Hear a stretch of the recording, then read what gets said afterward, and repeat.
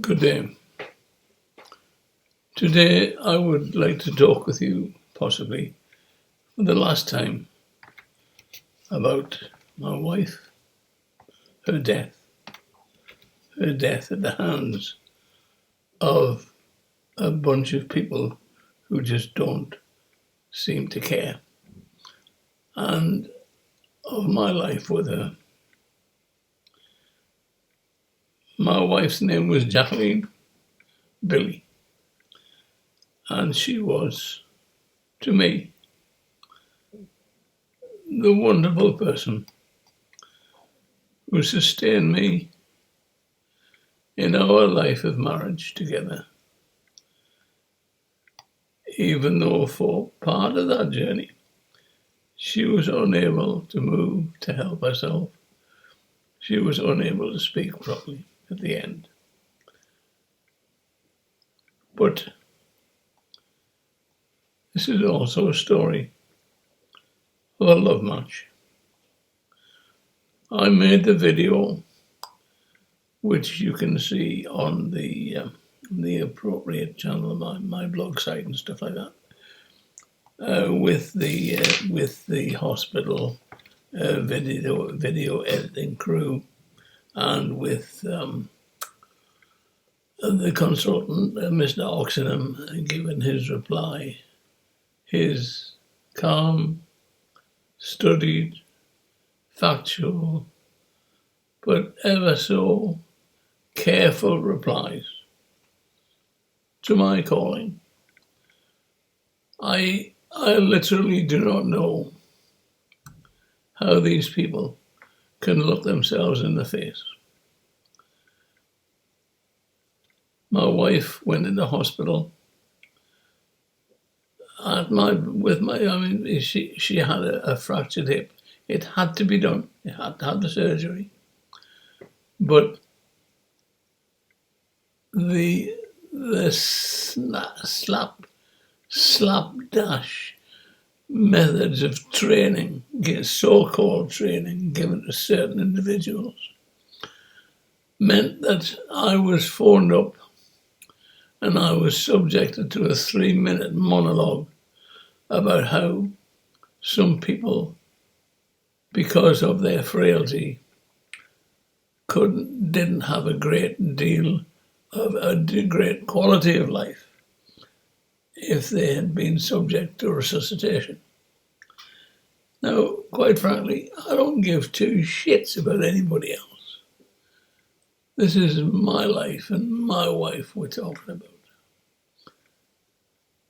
Throughout the many emails and the 3 letters I received back from the County Durham and Darlington NHS Foundation Trust, there was lots of words of condolence.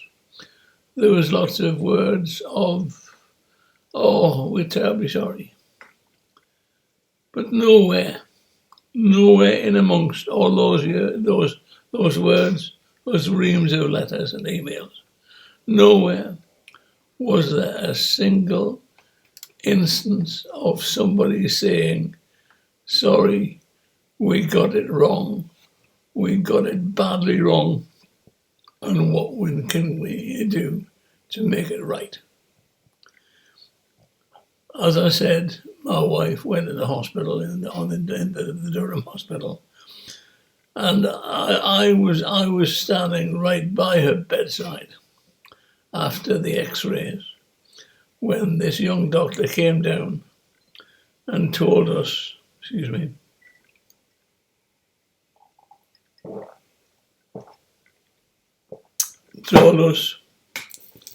that Jacqueline needed an operation. I was not happy, but I was confident that my wife would be looked after. How wrong can a man be?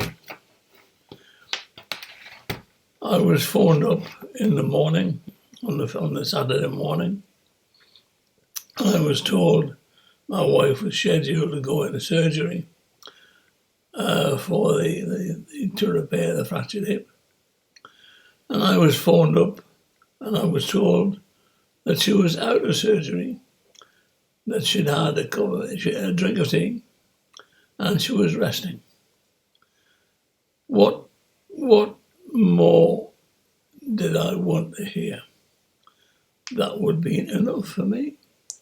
In those days, of course, because of the purdah imposed by the COVID virus 19 thing, vaccine rubbish, there were no hospital visitors even allowed.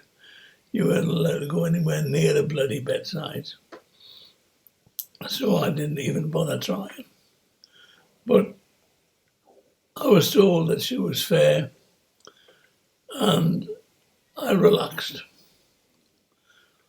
But at some time in the evening, 8, 9, whenever, it's not important, I was phoned up and I was bluntly told that my wife, Jacqueline Billy, had died after a heart attack. Nothing more. No sense of saying, oh, we did our best. Nothing like that. Your wife is dead. And that is it. I honestly feel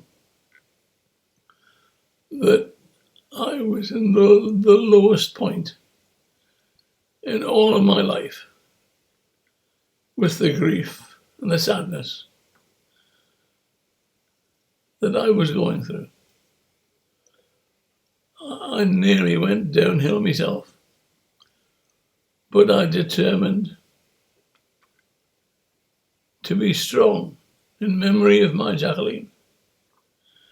And I remorselessly went about doing all the things that one has to do to finalize a digital life for the one that you love. I organised her cremation. I organised the music.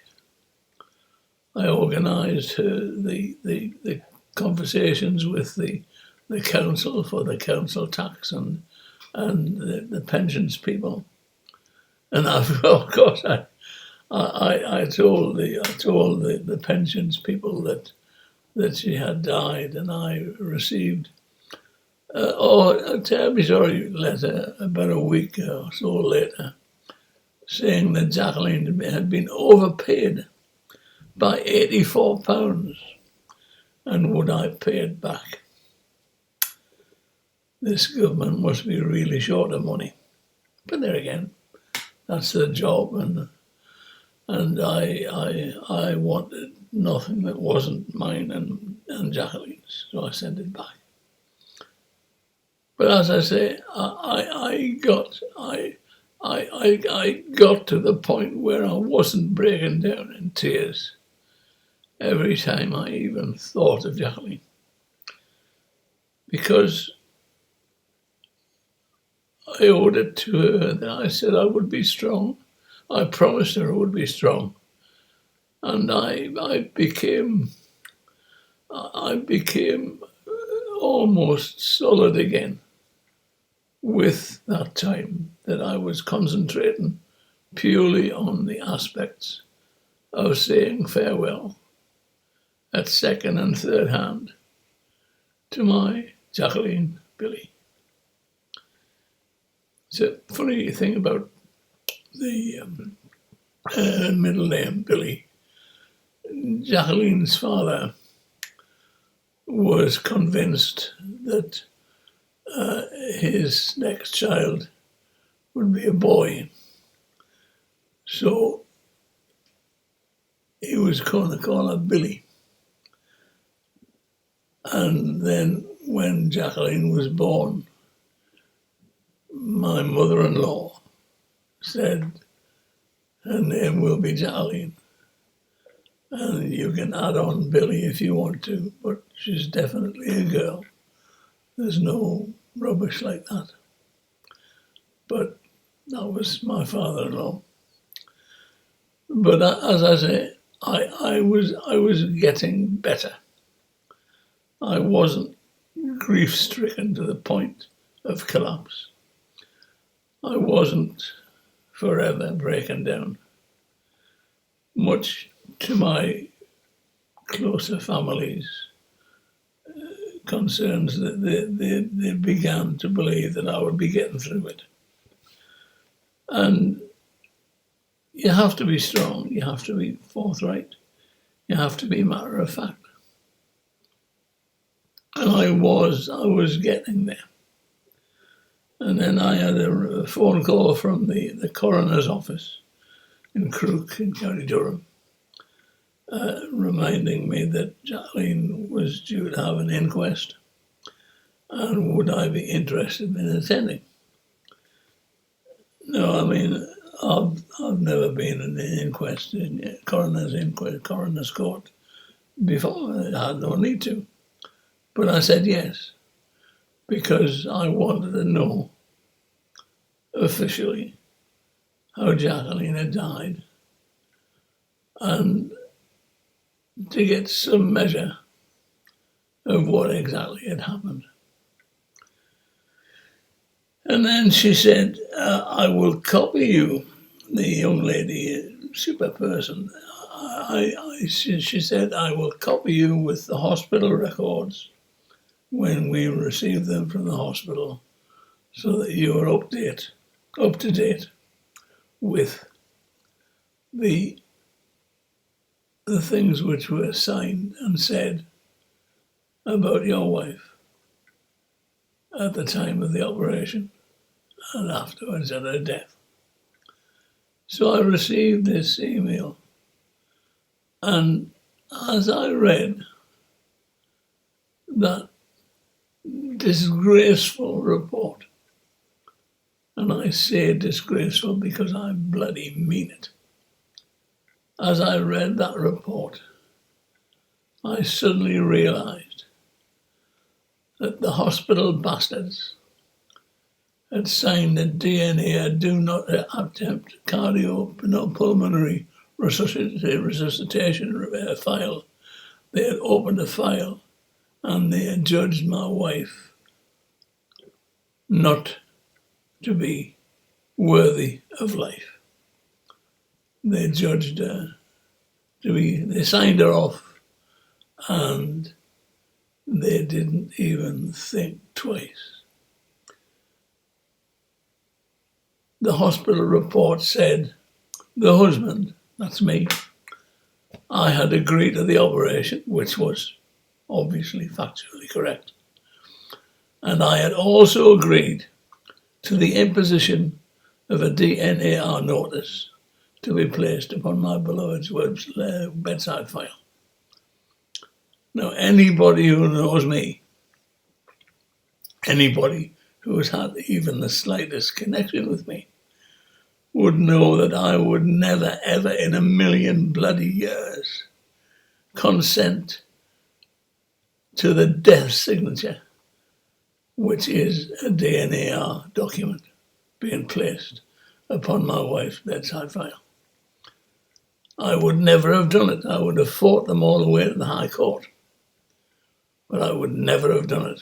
And I did not do it. So I began my quest for answers and the truth. And I have to admit that without a great deal of money with which to land a charge of culpable homicide or something of that nature on the hospital and the trust, there's no ways I would ever get anything more than the anodyne answers from Dr. Oxenham that you see if you watch to its end the words on that previous video. as I say, I reluctantly believe that this is possibly all I'm going to ever get. I think it comes through on the video how heavily it was edited. They edited out my words about my opinion about the moron who phoned me up. And his job, his bloody job, his only job, was to convince me that it would be in my wife's best interests to let her die if she had a heart attack. Can you imagine that? Can you imagine me doing anything like that? But as I said, I can take it no further. I have made other videos and I have made other claims and comments. I honestly do. I mean, the people involved, the surgeon, he was smashing bloke. I met him at the inquest. And he perfectly normal person. But the best I could get when he was given evidence to the coroner, the best he could give me were the words, "It maybe could have been handled better." Handled better. That's a nice salutation on which to comment upon 53 years of marriage between a man and a woman with 3 children and 4 grandsons. It could have been handled better. And the coroner, the coroner said, yes, he says, here, you have your reply, Mr. Cunningham. I wasn't interested in that. I wanted to move over and strangle the bastard. But of course, I didn't, and I wasn't, because we don't do things like that. But we should do things like that. We should demand the truth. We should demand that retractions and full, humble apologies be made. The other part of my complaint was the fact that, I've got to go into a little bit of a technical detail here. Everything to do with the running of a hospital is approved in terms of a document which is run through a committee. It is agreed that certain things will be done in such a fashion, that certain people will be authorised to do things in such a fashion, whether it be an operation or whether it be cleaning the blasted floors. There is an approved document for everything. Now I was handed with the emails a copy of an approved document which covered how DNA CPR decisions are made. And I noticed that file was dated June 2013, which is a fair while ago. But I also recalled reading in the Daily Telegraph that the appeal court had ruled, and it was a major ruling, that families be intimately involved in a discussion regarding the generation of a DNA file. So I looked up the appeal court ruling, and I found out I was correct. And I also found out that the date on that real appeal court ruling was 2014. I think it was April 2014. It's not important. Well, it is important, but in the scheme of things, yeah. But the ruling was, the High Court judge said, in no uncertain terms, that if the patient isn't competent, then friends, family, friends, or a legal trustee must be involved in the discussions prior to the issue of that DNAR file. There's no ifs, ands, or buts. That is the law. But I was handed a document which was the approved document for the DNA CPR activities by that same surgeon. And I noticed that the date, it was upgraded, it had been redone, and the date was 2019. So for 6 years, from 2013 to 2019,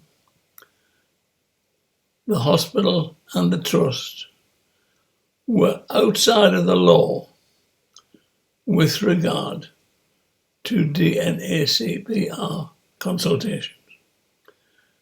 There is no doubt about it in my mind.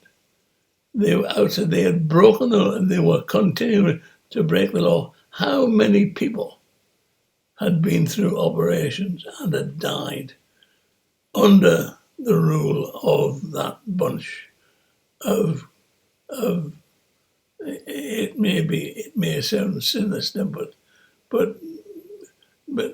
the equivalent of the Sweeney Barber is the demon bloody barber, Sweeney Todd. They don't give two shits. All they want to do is cut, and it doesn't make. They don't give two damns what happens to people after that. My wife wasn't even being monitored after her operation, a major operation for a frail lady. My wife, I am convinced that my wife could have been saved if they had been monitoring her properly, and at the first signs of a heart attack, they used a defibrillator, and they might have been able to save her. And if they haven't, so be it. But at least they gave her the chance. But chance there was none, because they didn't have the gumption to do anything. Once that lazy individual had spouted his piece into my ear and then put it down that I had agreed for the DNAR, that was it. The signatures were there, the documentation was complete, and my wife died because they couldn't give two shits. The bastards. I thank you for your time, and I hope to see you again.